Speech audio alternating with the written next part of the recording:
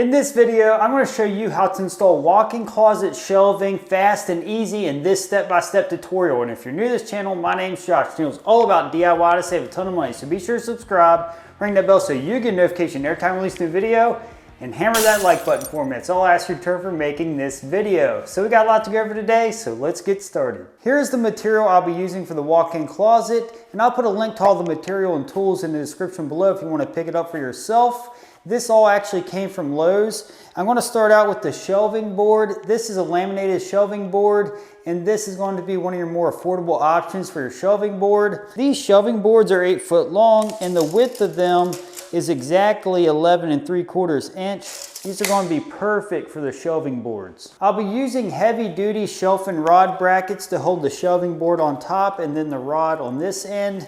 Along with the bracket, we'll also need holders that go up against the wall for your closet rod.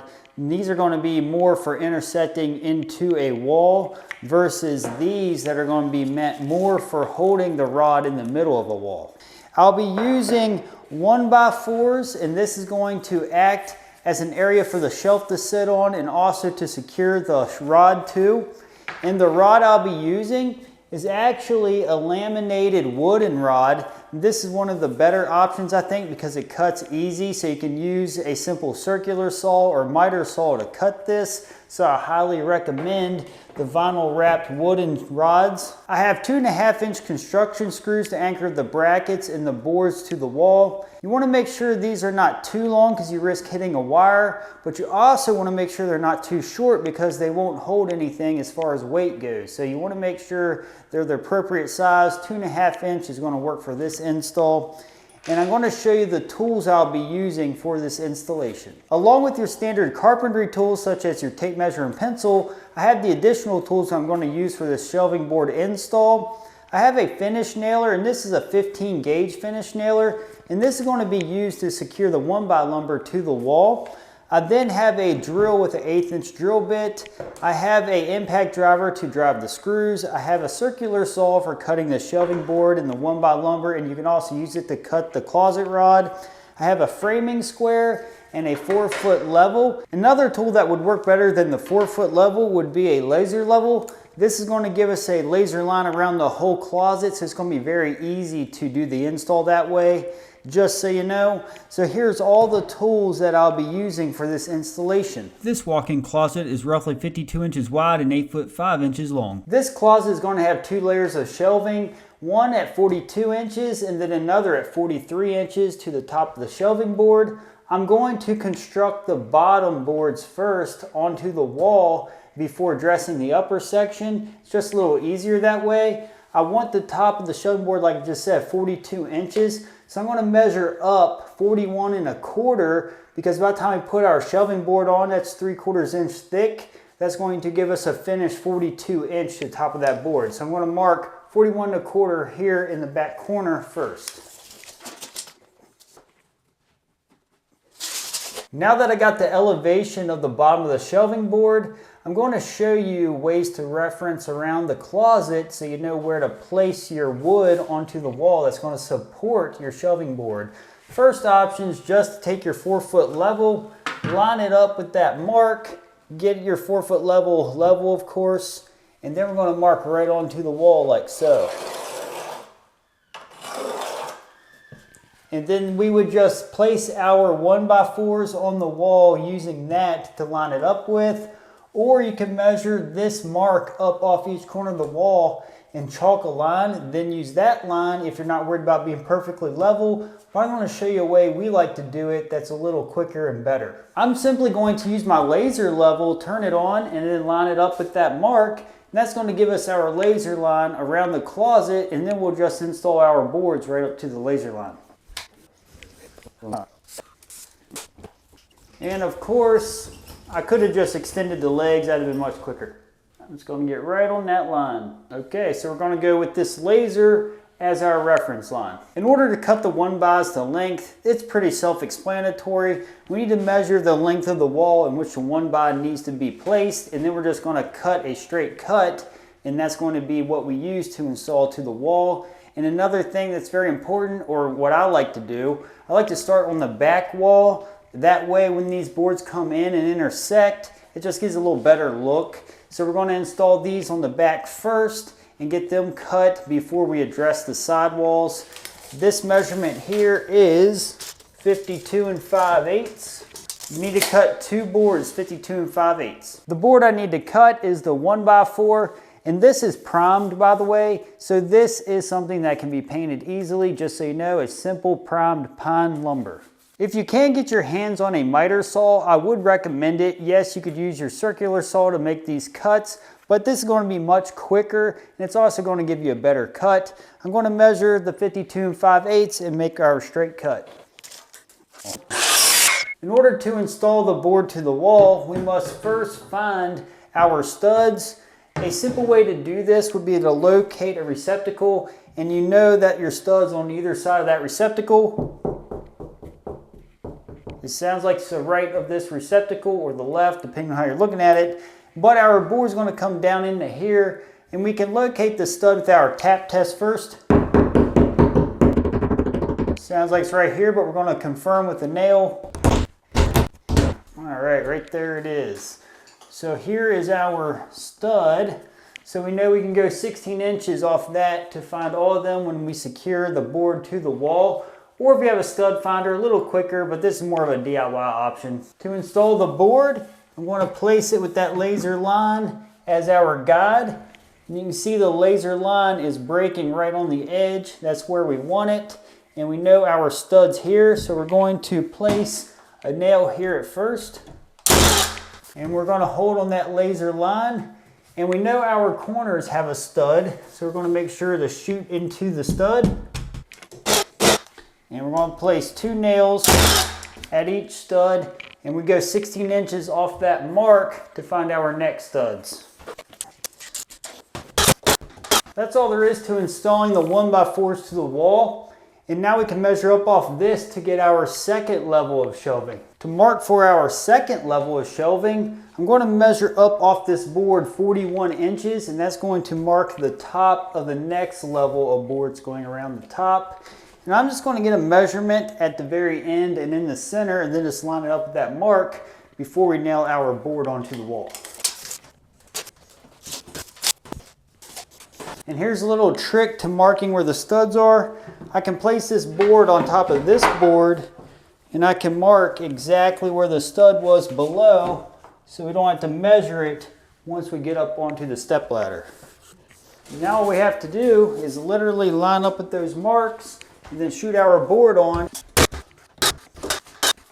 Okay, we now rinse and repeat that process for the rest of the 1x's around to the walls that's going to have your shelving boards and closet rods on. Having 2 people on this job made it go a lot quicker. One person cut while the other person installed, which is a typical sequence of events while you're working with 2 people. You can see the 1x's are nailed onto the wall anywhere that we are going to have a shelving board. We shot them directly to the studs using the finish nailer like I showed you before. If you don't have a finish nailer, you could simply use finish nails or even screws to secure the boards if that's all you have. I now need to install the rod holders on the wall that's going to support the ends of the rods where they intersect into a wall. And in order to do this, we need our shelf bracket because we're going to use this area on it to mark exactly where we need to install this rod holder. To mark where this is going to be installed on the wall, I'm going to take my bracket and place it right here into the corner. And you can see this is where the rod's going to be. So we're going to make sure we're setting this so that the top of the bracket's flush with these boards and it looks good. And we're going to place this holder right in line so the bottom to bottom is lining up perfectly. And now all we have to do is mark the center. Right here is where the screw needs to be to hold it into place. We now need to place a screw through the center of this to hold it onto that board, and it came with 2 screws. We're just going to place it right through this into that wood. A good tip here is to place your screw into that hole first and then take it out. Or you could pre-drill it with a small drill bit.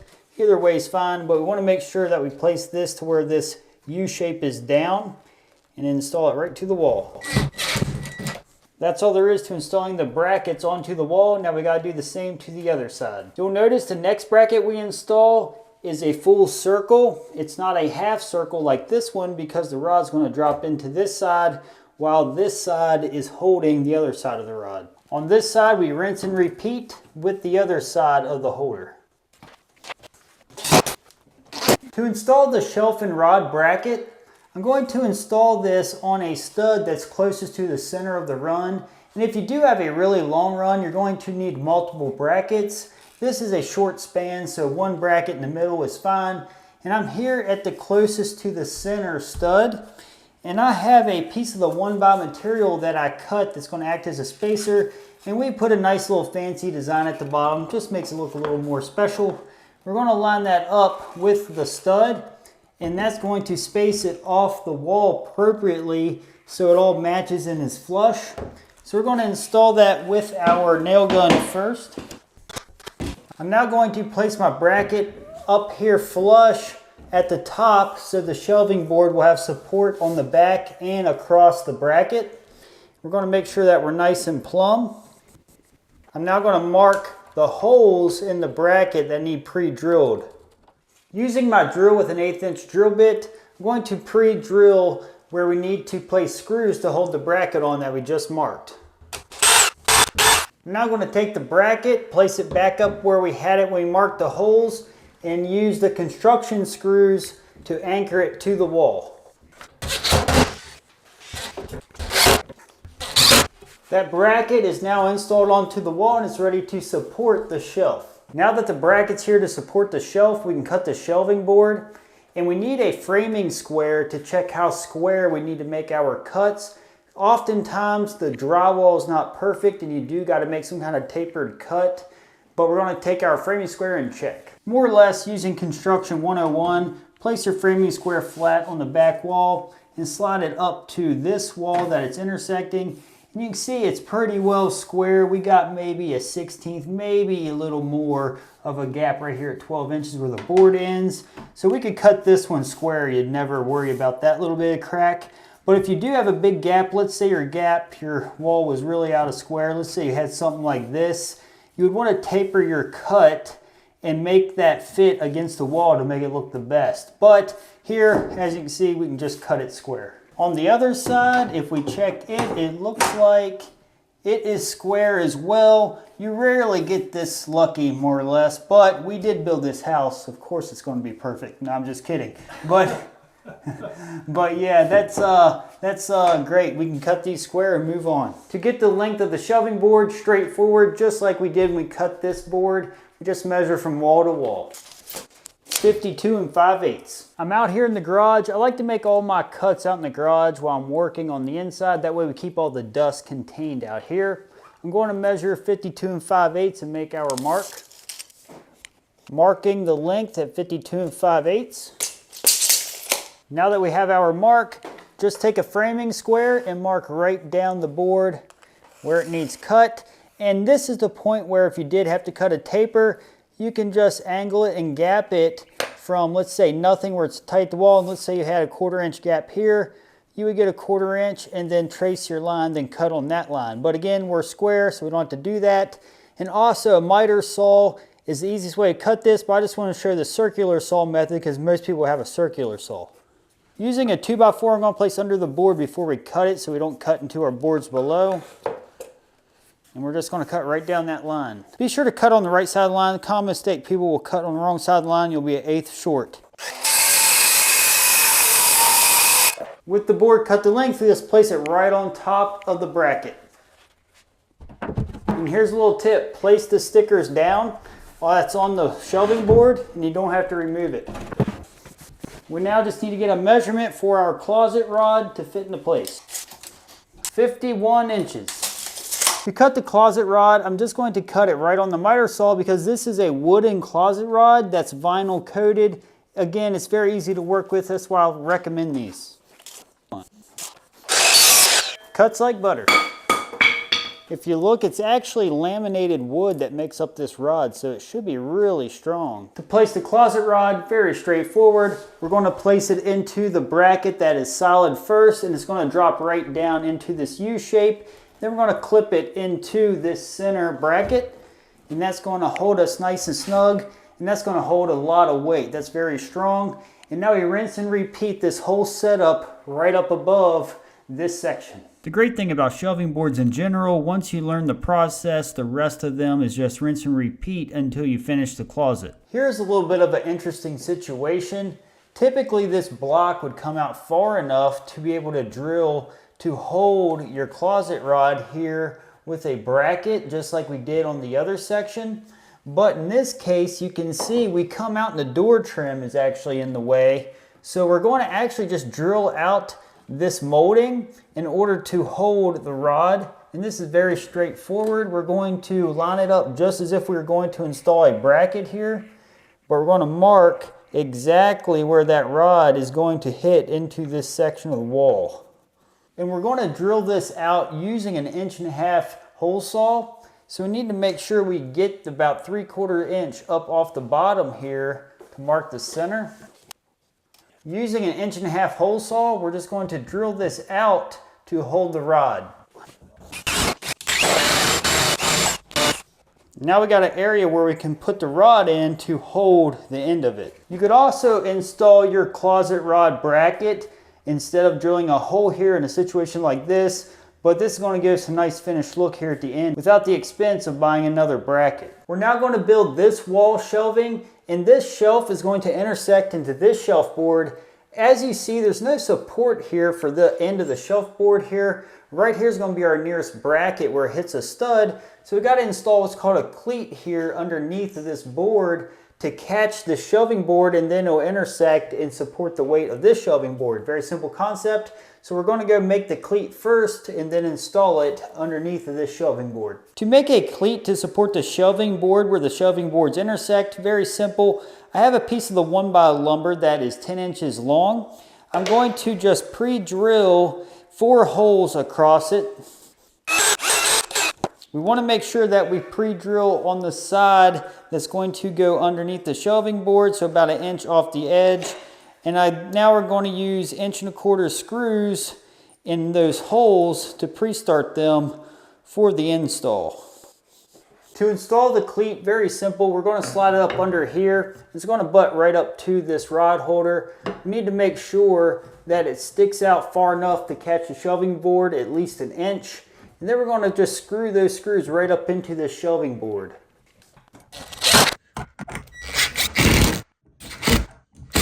We now have a ledge here that's going to support the shelving board when it intersects into this board. This is why I don't want this any longer than 10 inches, because when we install the shelving board, it's 11.75 inch and it's going to be hidden. Now if it was longer, it would not be hidden. So we want to make sure that we don't cut this board too long to make the cleat. To complete this section, we're going to place 1 bracket here and then 1 bracket here.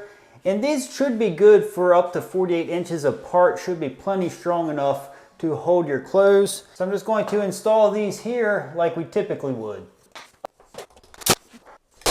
Let me know in the comment section below if you have ever installed closet shelving. You can see this turned out really nice. We're now going to rinse and repeat this process around the rest of the closet. If you're wondering about the functionality of having the closet rod so close to the door, I addressed that later on in this video. To secure the shelving board to the bracket, we're going to place 1/2-inch screws up from below through the bracket into the shelving board. That's going to secure it tightly, and it's also going to draw down any bows, which that's very nice. So make sure your board's tight against the wall, pull down onto the bracket, and then place a screw at the front and back of the shelving board.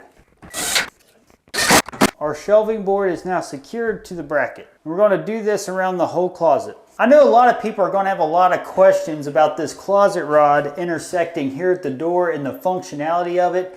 I got a clothes hanger here. I'm going to show you why this is really just to finish up the closet rod and shelf without any special ending on the rod except for intersecting into the wall, because obviously if you place a clothes hanger here, you won't be able to operate the door if it's back this far. You're going to have to stop about in this area, but then it kind of limits you getting in and out of the door. So what I'd recommend in a case like this, we want to keep them out towards this way. And I'm actually going to leave the shelving board and the closet rod out for now until the homeowner decides what they want to do there. So for now, that's all the shelving we're going to do in this area. And I also wanted to show you this section and see what I mean as far as the functionality of coming in and out of this door. If your closet is a similar layout to what we have here, you may want to think about leaving this section off in general. If you think about clothes hanging here, and then there's clothes hanging here, that's going to give you a narrow space to come in and out of here, which is going to be very tight. Some people that are much skinnier than me might be able to handle it, but not me. If this is hanging on this side and it's hanging right here on this side, again, same way, it's going to be difficult getting in and out.